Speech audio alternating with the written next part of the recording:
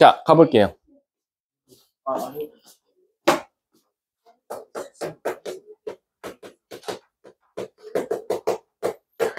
자, 우리가 공통 들어간 거는 방금 전은 아니지만 저번 수업 시간 때 유일하게 배웠던 게 공통현이었어요. 이쪽 원에서도 현이고 저쪽 원에서도 현이면 우리는 그걸 공통현이라고 불렀는데, 얘도 접선은 접선인데 같이 갖고 있는 접선이다 그래서 공통접선인데, 이 공통접선은 두 가지밖에 없으니까 크게 외우는 데 문제가 없을 거예요. 공통 외접선이 있고요, 공통 내접선이 있습니다. 그럼 도대체 외접선은 어떻게 생겼고 내접선은 어떻게 생겼냐? 그럼 좀 내접선은 어떤 친구도 이건 너무 억지 아니냐라고 생각하는 친구도 있거든요. 일단 바깥의 자에 접한다 해서 바깥에서 접하는 선이어서, 예를 들면 원이 이렇게 있고요. 하나가 원 두 개, 요 원 하나가 이렇게 있어요. 그러면 진짜 바깥에서 접하면 돼요. 따라서 제가 그리는 이 주황 색깔 두 개가 바로 공통 외접선이다 라고 생각해 주시면 돼요. 그래서 요 공통 외접선에서 그럼 선생님 저희가 설마 저 접선의 방정식을 구하라고 하나요? 그건 아니에요. 어디를 구하라고 하냐면요, 바로 요 접점부터 요 접점까지 거리를 구해라고 하는 게 공통 외접선의 문제입니다. 근데 그러면 이건 아까 저희한테 알려준 접선의 길이랑 같은 개념인 것 같아요. 맞아. 밖에서 접선을 그었을 때 접점 길이의 거리는 우리가 접선의 길이라고 불렀거든. 근데 얘는 공통이라는 것 때문에 이쪽 원과 이쪽 원이 각자 영향을 끼쳐야 된다라는 거지. 그럼 여기서 선을 한 3개 정도만 그리시면 답이 나와요. 첫 번째, 원의 중심으로부터 그 접선까지는 항상 수직일 거고요. 원의 접선으로부터 원의 중심까지도 항상 수직일 거예요. 그 다음에 요 원 중심과 중심 사이 거리를 구해볼게요. 이어볼게. 그 다음에 어떻게 하냐? 당연히 원의 길이, 반지름이 똑같으면 얘는 직사각형이겠지만 대부분 이런 것들은 사다리꼴 모양으로 나오거든요. 그럼 어떻게 할 거냐? 여기서 요 반지름 길이만큼 일정하게 선을 긋는 거예요. 반대쪽으로 이렇게. 그러면 우리가 여길 A라고 하고 여길 B라고 하고 여길 C라고 하고 여길 D라고 하고 여길 E라고 하면 우리가 구하고자 하는 건 A, B 길이거든요. 근데 얘들아, A, B 길이가 누구랑 길이가 똑같을 것 같아? D 길이랑 같아. 그럼 결국 난 D 길이를 찾을 건데, D 길이를 찾으려면 결국 EC, CD, ED, 피타고라스로 구한다라는 거지. 따라서 이 CD는 원의 중심과 중심 사이 거리 D가 될 거고요. 근데 그럼 EC 길이는 어떻게 구하죠? EC 길이는 되게 단순해요. 얘가 R1이고 이 전체가 R2라고 하면 여기가 R1이거든요. 그럼 따라서 EC 길이는 뭐가 돼요? R2에서 R1을 빼는 거나 마찬가지겠죠. 따라서 내가 구하고자 했던 DE의 제곱은 CD 거리 제곱에서 EC 거리를 제곱을 한 걸 빼주면 되고, CD는 D제곱이 될 거고 EC는 R2-R1의 제곱이 될 거다라는 거지. 그래서 마지막에 루트까지 씌우면 최종적으로 얘가 나올 거고, 거기다 A, B랑 같다 해서 접점의 길이를 구할 수 있다라는 거지. 이게 바로 공통 외접선 구하는 공식입니다. 자, 됐죠? 근데 이 내접선이 조금 억지라고 생각하는 친구들도 되게 많아요. 원이 이렇게 두 개가 있어요. 자, 내자가 무슨 내자예요? 안내자죠. 근데 이게 어떻게 보면 안인 것 같기도 하고 밖인 것 같기도 한데, 우리가 바로 뭐를 공통 내접선이라고 하냐? 여기서 시작해서요, 바깥에서 만나는 게 아니라 X자로 안을 관통한다 그래서 얘를 공통 내접선이라고 해요. 그리고 여기서도 똑같이 접하면서 X자로 관통해서 요 두 개를 우리가 바로 공통 내접선이라고 하고요. 여기도 여기가 A, 여기가 B. 바로 요 A, B 거리를 구하라고 한다라는 거지. 근데 그럼 얘도 뭔가 쟤랑 똑같이 선들을 이어보면 될 것 같아요. 그치? 한번 가볼게. 원의 중심으로부터 접점까지는 일단 원이 좀 찐따 같네. 90도. 그리고 원의 중심으로부터 여기도 90도야. 그리고 원의 중심으로부터 중심까지 거리를 이어볼게. 선생님, 그럼 안 나오는데요? 라고 하면 안 되고, 얘는 연장선이 필요해. 무슨 연장선이냐? 이쪽으로 연장을 해도 되고요. 이쪽으로 연장해도 돼요. 아무 데나 연장할게. 그럼 여기서 연장을 할게. 얼만큼 연장하냐면 이 반지름만큼 연장할게. 이렇게. 그래서 여기를 90도를 이렇게 만드는 거예요. 그럼 잘 보세요. 여기가 R2였어요. 여기는 R1이에요. A, B, 여기 B 있구나. A, B 있고, 여기 C, 여기 D, 여기 E라고 둬볼게요. 그럼 결론적으로 내가 찾고자 하는 게 지금 AB거든요. 얘도. 그럼 여러분 여기선 AB 길이가 누구랑 또 같아요? D 길이랑 같아요. 왜? 이거랑 평행하고 길이가 똑같으니까. 그럼 결국 AB 다음에 DE를 구하려고 하면 D는 파란색 삼각형의 피타고라스니까 요 길이가 결국 원의 중심과 중심 사이 거리가 D일 거니까 내가 찾고자 했던 DE의 제곱은 어디에서? CD 거리 제곱에서 누구 거리? CE 거리의 제곱을 빼주면 되고 얘는 D제곱이 될 거고 선생님 CE 거리는 뭐가 돼요? 반지름 두 개를 오히려 더한 거다라는 거지. 거기다 루트 씌워준 게 최종 DE, 그게 AB랑 같다. 그래서 외접선하고 내접선은 하나는 안에다 선을 그어서 삼각형을 안쪽에서 만드는 거고 하나는 연장선을 그어서 바깥으로 나가고 있는 삼각형을 통해서 구한다. 그게 지금 110쪽에 한 걸음 더의 내접선과 외접선 구하는 공식이다 라고 생각해 주시면 돼요. 자, 여기까지가 사실상 우리가 개념은 다 끝난 거고요. 뭐 뒤에 있는 것들은 여러분들이 뭐 한 번씩 그냥 풀어보면 되긴 하는데 제가 그냥 한 문제씩 풀고 끝낼게요. 예를 들어서 몇 쪽이야 이거? 쉬운 것들은 좀 넘어가고요. 36번 한번 가볼까요? 36번. 진도. 어차피 얘들아 오늘 집합 진도는 나가지만 집합은 숙제 안 냅니다. 여러분들 사실상 원반까지 끝내오는 게 숙제예요. 자, 36번 한번 가볼게. 자, 36번 보면 원에 접하고 얘랑 수직이래. 그럼 물어볼게. 얘 기울기가 뭐 나와? 얘랑 수직이니까. 지금 기울기 x-2y 플러스 4는 0인데 얘랑 수직이래요. 그럼 얘는 기울기가 2분의 1이니까 내가 구하고자 하는 기울기는 마이너스 2가 되겠죠. 근데 문제가 뭐라 그랬냐면 접선의 방정식을 모두 다 구해달래. 아까 기울기 할 때 접선의 방정식 기울기 공식 뭐였죠? y는 마이너스 2x 플러스 마이너스 반지름 뭐가 나왔죠? 3 루트 4 더하기 1 5. 자, 이렇게 쓰면 맞아요, 틀려요? 이거 맞아, 틀려? 틀리지? 왜 틀리지? 말했잖아요. 이 공식은 사실 언제 쓸 수 있어요? 중심이 0,0일 때만. 근데 문제가 생겼죠. 얘는 중심이 몇 컴마 몇이에요? 1, 마 3. 그러니까 내가 뭐 하라 그랬어? y 대신에 누구 넣고? y 플러스 3. x 대신에 뭐 넣고? 1이니까 x 마이너스 1 넣으면 되겠죠. 그럼 최종 정답은 y는 마이너스 2x.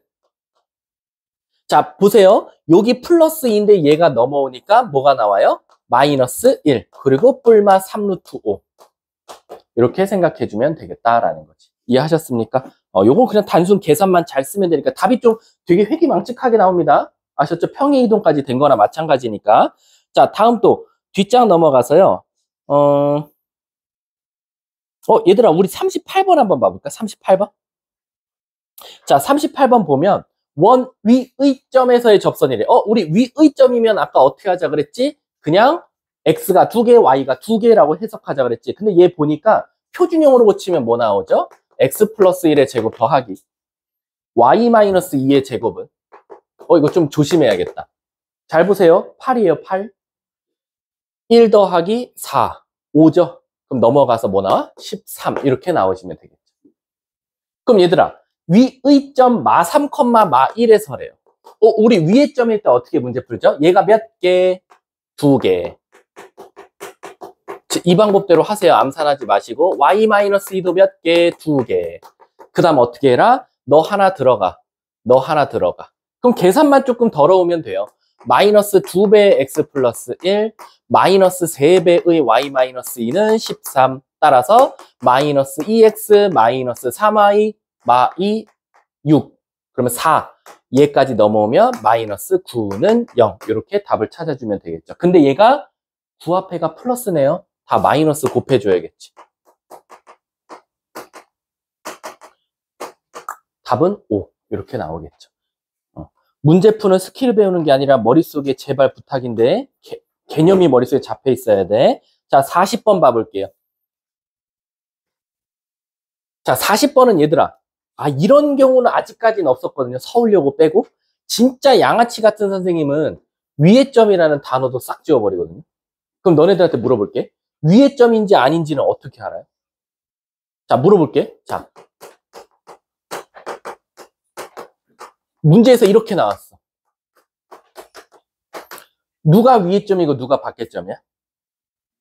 위에 게 뭐야? 위의 점이지. 왜지? 대입하면 말 돼서. 대입해서 말 되면 위의 점이에요. 그래서 어떤 선생님들은 위의 점이란 단어도 싹 지워놔요. 그래서 어떤 친구는 저게 그냥 밖의 점인 줄 알고 문제를 드립다 풀었더니 답이 나오긴 해. 밖의 점이라고 생각하고 문제를 풀어도. 근데 어떤 친구는 위의 점이니까 바로 이 공식을 통해서 풀 수도 있는 거야. 그래서 지금 40번 보면 1,마삼이죠. 근데 이거 위의 점이에요? 아니에요? 대입해봐서 말 안 되면 위의 점, 말 되면 위의 점, 안 되면 밖의 점이에요. 넣으면 말 안 됩니다. 이게. 그럼 밖의 점이에요. 자, 문제가 뭐라고 했냐면 40번 1,마삼에서 여기 있는 원에다가 접선을 그었대. 그랬더니 기울기가 양수인 걸 구해달래. 그럼 딱 봐도 이게 그림이 이렇게 그려져야겠네. 그래야 하나는 기울기가 양수 나오고 하나는 기울기가 음수 나오나 봐. 그러니까 요거 찾아달라는 거지. 그러면 우리 내가 아까 말했잖아. 선생님, 제일 좋은 방법은요. 얘를 지나면서 기울기를 모르는 직선의 접선의 방정식을 먼저 하나 세울게요, 선생님. 이렇게. 그럼 얘가 얘거든요. 근데 원의 중심으로부터 직선까지 거리가 반지름이네요. 그래서 전 n값 찾을게요. 맞습니다. 자, 해볼까요? 루트. 아, 힘들어. 절대값. 중심이 몇 컴마 몇이에요? 3,2예요. 3,2. 자, 암산 좀 하자. 3m. 뭐야? 아, 미친 거 아니야? 왜 3m이야? 3, 마이너스 했지? 2m. 얘 넘어오면 마이너스예요. 그게 누구랑 같아야 돼요? 반지름. 반지름이 뭐 나와요? 이거 표준형으로 고치면 x 빼기 3의 제곱 더하기 y 플러스 2의 제곱은 4, 9, 13이거든요. 근데 12니까 땡큐 1이네. 예. 대각선끼리 곱하고 양쪽 제곱.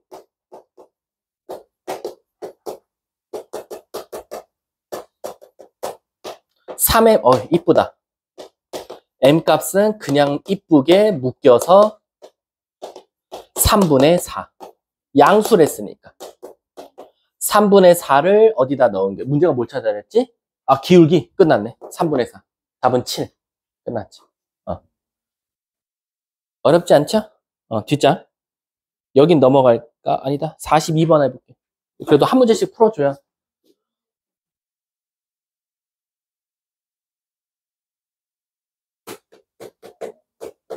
자, 42번 한번 가볼게. 원에서 접선의 그은 접선의 길이가 접선의 길이 맞죠? 자, 구할게. 이렇게 원 밖에점 그었더니 여기서부터 여기까지 거리가 뭐가 나왔다? 3 루트 7. 얘가 몇 컴마면 a, 마사. 맞지? a, 그렇지. 중심은 몇 컴마면 3,2. 그러니까 우린 감사합니다. 피타고라스. 자, 바꾸자. 아이고 힘들다. 뭐 나오니? 4야? 9. 그럼 반지름 3. 암산해 볼게. 피타고라스 쓰자. 9, 7에 63에다가 9 다음에 뭐 나오지? 72. 여기가 루트 70이야. 그럼 갈게요. A, 3 빼기 A의 제곱. 더하기 36은 72. 뿅뿅 36. 뭘 제곱해야 36 나와? 6이니까 A는 마이너스 3이거나 9거나. 문제가 뭔 수 찾아달래? 양수. 답은 9가 됩니다. 머릿속에 개념이 잡혀 있으면 어렵지 않다. 자, 마지막 44번하고 끝내도록 할게요. 44번 봐봐. 회계망측하지? 대부분 이렇게 나와요. 학교 시험은. 자, 44번 보시면 밖에 원 그리고 이쪽에 원 그래놓고 공통 외접선 하나, 그치, 공통 외접선 하나, 공통 내접선 하나. 자, 아까 뭐 그어야 뭔가 어떻게 구해진다는 거 아시죠? 자, 외접선부터 먼저 구할게요. 하나, 둘, 셋, 넷. 좀 그림은 좀 찐따 같지만. 자, 갈게. 중심이 4, 마사. 그리고 0,2. 자, 일단 요 공통 외접선부터 구해볼게요. 문제가 공통 외접선 각각 구해달라고 했거든. 자, 갑니다. 자, 반지름도 찾아놓자. 3, 2, 3, 2. 그럼 여기 1. 자, 여기 쓸게. 4, 16 더하기 36, 루트 40. 그럼 여기 피타고라스 40에서 1 빼면 되니까 루트 39. 그래서 문제가 원하는 얘들아 이거 Q 없다. 여기가 Q다. 따라서 PQ 길이는 뭐다? 루트 39. 정답이 되겠네. 됐나요? 자, 두 번째. 선생님, RS 길이는 어떻게 구합니까? RS가 얘거든요. R, S. 아까 뭐 하라 그랬지? RS? 연장선 그어달라 그랬지. 접점까지 90도, 접점까지 90도. 어느 쪽으로 확장해도 상관없어요. 이쪽으로 확장할까요? 편하게. 이렇게. 그러면 여기는 반지름 2개 더한 거니까 5. 됐나요? 지금 이 길이 구하는 거예요. 이 길이. 이 길이. 이 길이를 뭘 이용해서? 여기 길이를 이용해서. 이렇게. 5. 5야? 아, 그치. 반지름 2개 더한 거. 5, 루트 40. 피타고라스 쓰면 40에서 25 빼니까 루트 15. 그러면 RS는 루트 15. 아, 힘들다. 어디야? 16 더하기 36. 뭐야? 16 더하기 36. 16 더하기 36, 50인가요? 아이씨, 50. 그럼 얘 바꾸면 되겠네. 50에서 7. 이런 씨. 52에서 1 빼면? 루트 51. 52에서 25 빼면? 뭐 나오니? 27? 3루트 3. 끝났네. 자, 여기까지가 사실상 끝이에요. 그러고 나서 이제 집합으로 넘어가도록 할게요. 집합은 진짜 앞부분만 설명하고 오늘 수업 끝낼 거예요.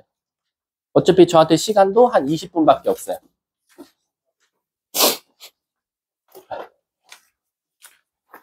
성윤이 뭐 집합에 이제 자신감이 드러나나요? 아이고 힘들다. 책은 안 보셔도 돼요. 저랑 어차피 개념 프린트로 할 거니까.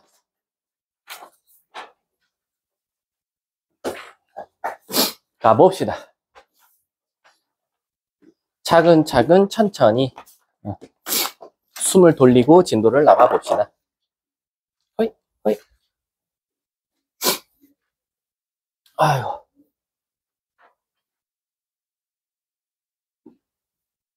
자.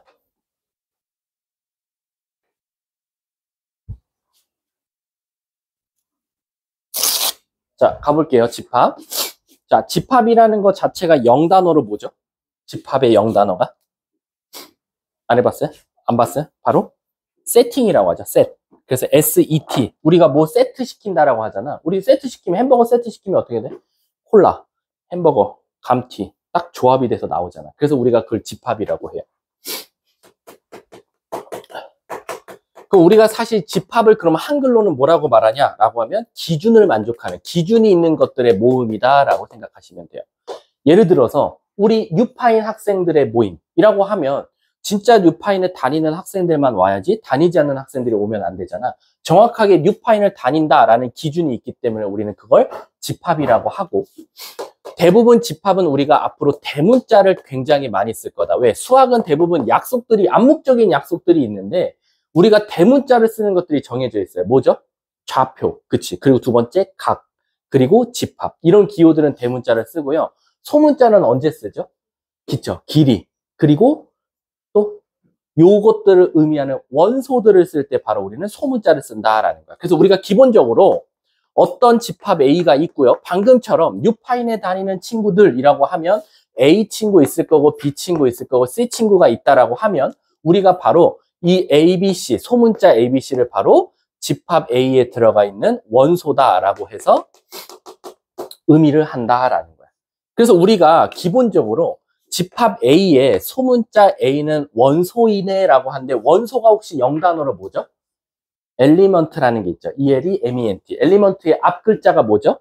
2죠. 그 2를 위아래서 아래로 찌부짜부해서 눌러서 E라는 단어를 쓴다라고 해서 저 삼지창 모양을 쓰게 된다라는 거예요. 근데 D라는 원소는 사실상 집합 A에 들어가 있지 않기 때문에 삼지창 원소가 아니다라고 표현한다라고 생각해 주시면 됩니다. 그리고 우리가 일단 집합이라는 단어가 나오면 사실상 항상 원소는 중괄호 안에 들어가 있어야지 이런 거는 존재하지 않는다. A는 A 이런 것들은 우리가 기본적으로 집합이라고 표현하지 않는다라고 생각해 주시면 돼요. 그래서 1번 보시면 집합은 어떤 기준에 따라 그 대상을 분명하게 정할 수 있는 것들의 모임을 집합이라고 하고 원소는 그 집합을 구성을 담당하고 있는 것들을 하나를 우리가 원소라고 하고 밑에 참고 읽어볼까요?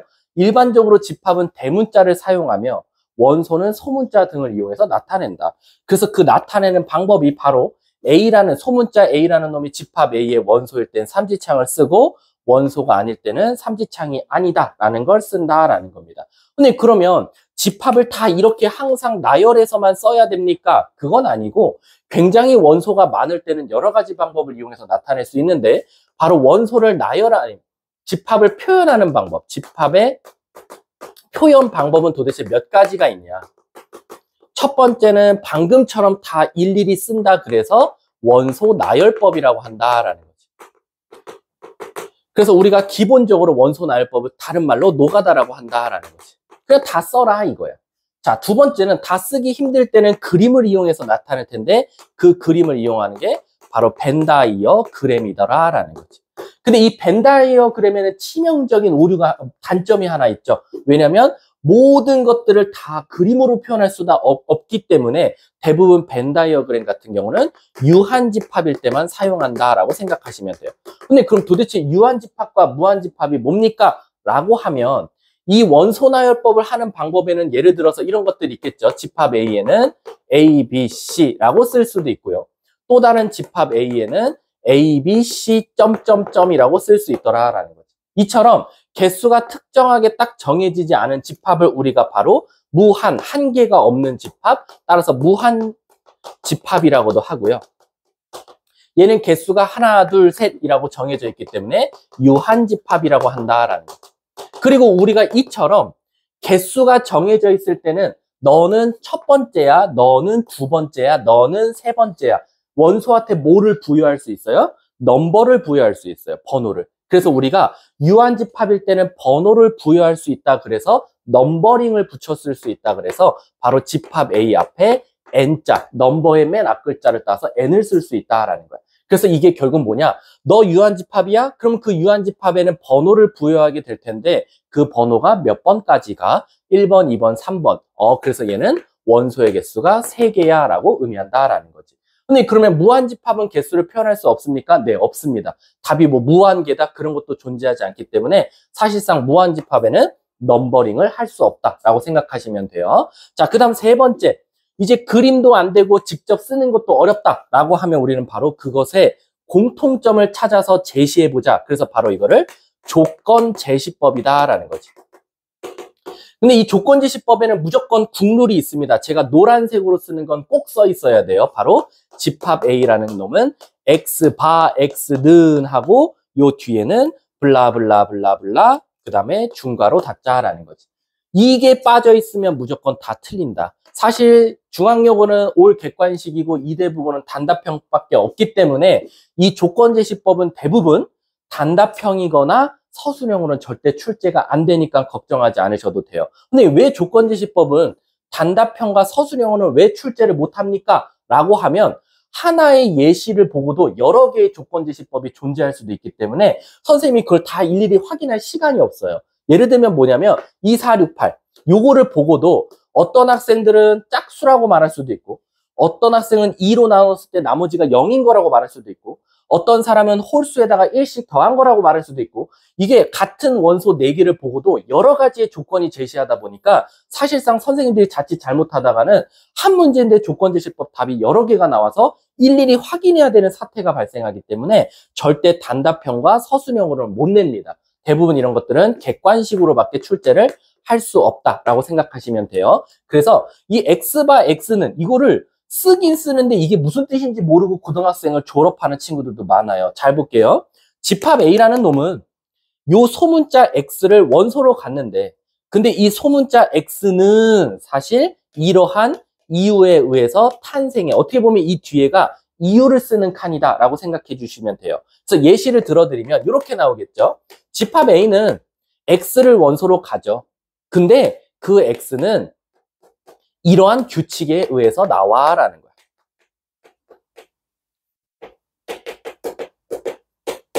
그럼 이게 무슨 뜻이다? 나 X 원소 가질래. 근데 그 X는 N에다가 1, 2, 3을 넣어서 나오는 이러한 이유에 의해서 얘를 가져라는 거지. 그래서 1 넣으면 3, 2 넣으면 5, 3 넣으면 7. 아, 그래서 집합 A는 바로 3, 5, 7을 원소로 가질 거야 라고 말하게 되는 거야. 그래서 아무 의미 없이 X바 X는 이거를 모르고 쓰는 친구들도 있고 애초에 조건제 집합할 때 이걸 생각 안 하는 친구들이 있는데 그건 안 되고 요거는 무조건 국룰로 꼭 항상 써줘야 된다라고 생각하시면 돼요. 자, 그럼 이제 여기서 또 이제 알려줘야 될 게 뭐냐? 근데 그럼 유한집합은 개수가 정해져 있고 무한집합은 개수가 없는데 그렇다면 아예 없는 집합도 있겠네요 라는 거야. 그래서 여기서 항상 파생돼서 나오는 게 바로 공집합이다라는 거지. 근데 그럼 공집합은 무슨 뜻입니까? 말 그대로 집합이 비어있다라는 거지. 따라서 얘는 우리가 기호로 동그라미에 짝대기를 찍 그어서 만들고 얘를 우리가 공집합이라고 한다라는 거야. 그럼 공집합은 유한집합일까 무한집합일까? 애들이 가끔가다 이 무자가 없을 무자로 생각해. 근데 맞긴 맞지만 한계가 없다지 원소가 없다가 아닙니다. 그래서 원소가 없으면 무한집합, 자기도 모르게 그렇게 하는 경우가 많은데 공집합은 유한집합이다. 그렇기 때문에 얘도 표현할 수가 있는데 표현할 때 아이들이 가장 많이 헷갈려하는 거 보여줄게. 자, 이 공집합을 일로 갖고 나오면 애들이 뭘 실수하냐면 요걸 실수합니다. 자, A집합은 공집합입니다. 예를 들어서 이렇게 나왔어요. A는 공집합, B는 이렇게 나왔어요. 그래 놓고 NA, 즉 둘 다 유한집합일 건가? 라고 생각을 들고 넘버링을 붙여봤어. 그럼 얘는 도대체 몇 개고 얘는 도대체 몇 개일까? 라는 거지. 자, 다은아, 얘는 몇 개일 것 같아? 원소가? 공집합은? 얘는 답을 0이라고 말하면 돼. 근데 얘는 원소가 몇 개죠? 하나라고 말하면 돼요. 선생님, 여기도 공집합 마크가 있는데요. 잘 보세요. 얘는 공집합이라고 읽어주는데 얘는 공집합이라고 읽으면 큰일 납니다. 여기 앞에 지금 뭐가 있죠? 괄호가 있죠. 제가 분명히 처음 설명할 때 뭐라 그랬어? 집합에 원소를 표현할 땐 괄호를 쓴다라고 했어. 그럼 얘는 엄밀히 따지면 비집합의 원소입니다. 그럼 얘는 뭐라고 읽어야 돼요? 이런 상형 문자. 그냥 이런 문자, 찐따 같은 문자를 원소로 갖고 있는 집합이야. 옛날 고대 시대에 쓰는 어떤 기호인가 봐. 그냥 이렇게 생긴 문자를 가져요. 동그라미에 찍 그은 거. 그러니까 얘는 이런 원소를 가지니까 얘는 원소가 한 개라고 대답해야 된다라는 거야. 그래서 애들이 이게 이렇게 나오면 0인 걸 아는데 얘를 공집합이라고 읽는 친구들도 많고 얘가 없을 거야 해서 답을 0이라고 적는 친구들도 많다라는 거지. 일단 중괄호 보이면 그 안에 들어간 건 모두 다 원소 취급해야 된다라고 생각하시면 돼요. 자, 옆에 그래서 4번의 집합의 원소의 개수에 유한집합은 유한개의 원소로 이루어진 집합, 무한집합은 무수히 많은 원소로 이루어진 집합, 공집합은 원소가 하나도 없다. 그래서 empty set이라는 유한집합이래. 아무것도 없다. 하지만 유한집합이다라는 거지. 그리고 유한집합의 개수는 앞에 넘버링이라는 걸 붙여서 n값을 써도 아무 문제 없다라는 거지. 뒷장 한번 넘어가 볼게. 근데 그러면 모든 집합은 그냥 깔끔하게 원소만 갖고 있으면 됩니까? 그건 아니고 우리가 예를 들어서 내가 사람이라는 집합을 한번 예시 들어볼게. 우리 사람 안에는 그냥 모든 것들을 다 하나하나 원소로 생각해도 되지만 사람 몸도 어쨌든 상체, 하체로도 나눌 수 있고 심지어 상체 안에서는 팔 쪽, 뭐 가슴 쪽, 목 쪽, 얼굴 쪽 이렇게 크게 또 부분을 지을 수 있잖아. 따라서 우리가 그걸 바로 부분집합이다라고 생각하시면 돼요. 집합 안에 또 다른 부분이 있을 때 우리 부분집합이다라는 거지. 그럼 우리가 예시를 하나 들어드리면 집합 A라는 놈이 원소를 A, B, C를 갖고 있으면 자 이런 거지. 얘가 사람이면 팔 부분, 다리 부분, 머리 부분 이렇게 크게도 원소이지만 반대로 결론적으로는 이것도 하나의 부분이기 때문에 이 각자 원소 3개도 부분집합이라고 생각해도 된다라는 거야. 그래서 우리는 이 A, B, C의 집합 A에 부분집합을 쓰세요라고 하면 뭐라고 쓴다? 바로 공집합 A, B, C 그리고 AB, AC, BC. 그럼 그 다음에 ABC. 이해 가십니까? 자, 그럼 지금 몇 개가 나왔죠? 하나, 둘, 셋, 넷, 다여, 일곱, 여덟 개. 근데 그럼 이거를 8개인 걸 미리 알고 쓰면 안 될까요? 알 수 있다 이거. 그래서 수학자들이 벌써 만들어 놨는데 그게 바로 부분집합의 개수다라는 거지. 선생님, 그러면 지금 보시면 왜 모든 원소에다 괄호를 붙이셨어요? 명칭 자체가 부분집합이니까 괄호를 이용해야 된다라는 거지. 그래서 원소가 1개일 때, 원소가 2개일 때, 원소가 3개일 때, 여기서 제일 중요한 건 바로 이 2개다라는 거야. 그 중에 얘가 제일 중요하고 나중에 또 써먹을 때가 있어서. 자, 일단 부분집합의 개수 구하는 공식 대부분 있잖아. 학원 다니고 인강 보고 선생님한테 배우면 공식들은 기가 막히게 다 이미 알아요. 어차피. 자, 원소 몇 개죠? 3개. 그래서 2의 몇 승? 3승. 그래서 얘는 8개 나온 거거든. 그럼 원소가 만약에 n개라고 하면 우리가 흔히 말하는 부분집합의 개수는 공식이 뭐야? 2의 n승계라고 말하면 돼. 그런데 내가 하나 물어볼게. 왜 공식이 이렇게 나왔어? 설명해봐, 나한테. 성윤아. 아까 뭐 집합은 집합은 재밌죠? 자, 대답해봐. 아는 애. 내가 저기, 내 자리에 바나나 하나 있거든? 바나나 하나 줄게. 바나나 우습게 보는 거야? 뭐요? 하나가 2번. 맞아요. 바로 뭐냐면, 여러분들 1학기 기말고사 범위 있죠? 경우의 수 순열 조합에서. 잘 보세요. A 입장에서는 요 집합들에 들어갈 때 선택할 수 있는 방법이 2가지예요. 나 들어갈래. 나 안 들어갈래. 나도 들어갈래. 그래서 너 들어가고 너 들어가고 너 들어가지 마. 그럼 얘가 나오는 거야. 모두 들어가자. 얘 나와. 모두 들어가지 말자. 얘 나와. 이렇게 ABC가 부분집합을 만들 때 각자 원소 하나당 선택할 수 있는 경우의 수는 들어가거나 들어가지 않거나 2가지씩 존재해요. 따라서 얘가 선택할 수 있는 경우 2가지, 얘가 선택할 수 있는 2가지, 얘가 선택할 수 있는 2가지인데 모든 집합은 동시에 발생하기 때문에 그 법칙에 의해서 2의 3승이 나온 거예요. 그러니까 얘도 엄밀히 따지면 원소가 n개면 2 곱하기 2 곱하기 2 곱하기 점점점 2인데 이 모든 게 n개를 곱할 거니까 2의 n승계더라라는 거지. 이해 가셨어요? 그래서 이 공식이 나온 거예요.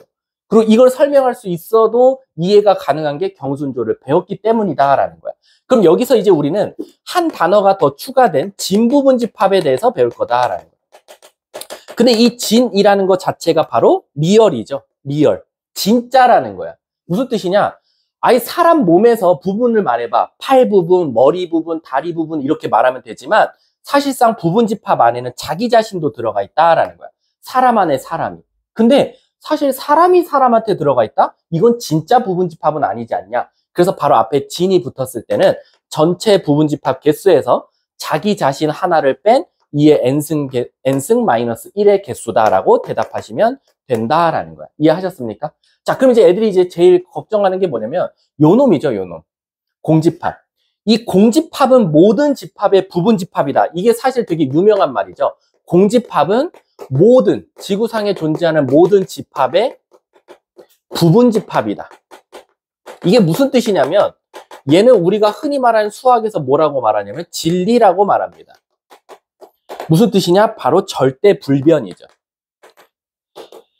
선생님 때까지만 해도 절대분별 뭐 있었죠? 지구는 둥글다였어요. 근데 이게 깨져버렸죠. 지구는 타원형이라는 게 밝혀졌기 때문에 이 선생님 때는 진리 속에선 지구는 둥글다가 있었지만 지금은 깨졌어. 하지만 일단 공집합은 모든 집합의 부분집합은 아직까지는 발리가 없어요. 그렇기 때문에 항상 공집합마저도 공집합이라고 읽었지? 얘 부분집합 말해봐. 공집합이라고 말하면 돼. 자기 자신 공집합조차도 자기 자신의 부분집합은 공집합이야. 따라서 공집합은 모든 집합의 부분집합이다라는 건 항상 말이 된다라는 거야. 근데 그러면 우리가 얘 하나를 다 집합이라고 표현할 텐데 아까 그거 기억나시죠? 어떤 원소가 어떤 집합에 포함되는 원소라면 몇 지창 썼어요? 엘레멘트라는 이자를 찌부짜부해서 이름 썼는데 선생님 만약에요. 얘네들은 뭐라고 불렀죠?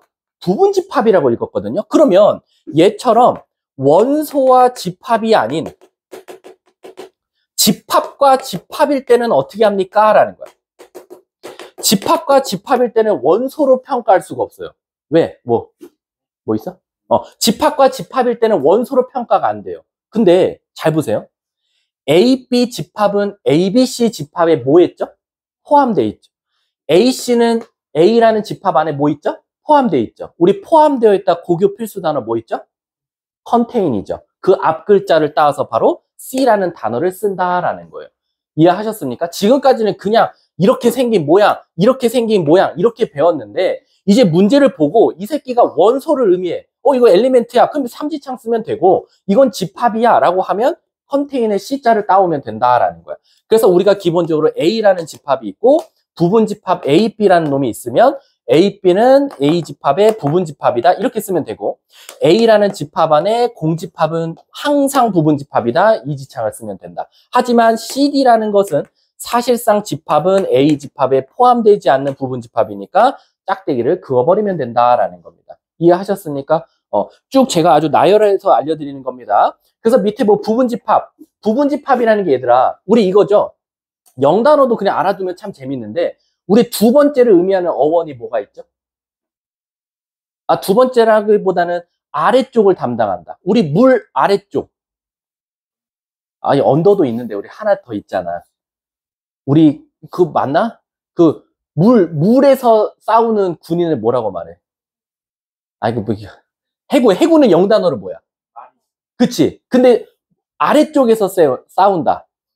아이, 야, 너네 서브마린이라고 안 들어봤니? 알았어. 작게. 자, 그럼 지하철 단어가 뭐야? 웨이는 도로잖아. 근데 아래쪽에 있는 도로네? 그래서 지하철이야, 서브웨이가. 그래서 우리가 얘를 뭐라고 말해? 집합, 셋이라며. 근데 얘는 아래쪽에서 파생돼서 나왔네? 뭐라고 불러? 서브셋이라고 부르는 거야. 이해 가세요? 이건 그냥 재미삼아 알아두자고. 자, 그래서 선생님은 그냥 어쨌든 이게 왜냐면 사실 이 개념 노트가 오래전에 사실 만든 거야.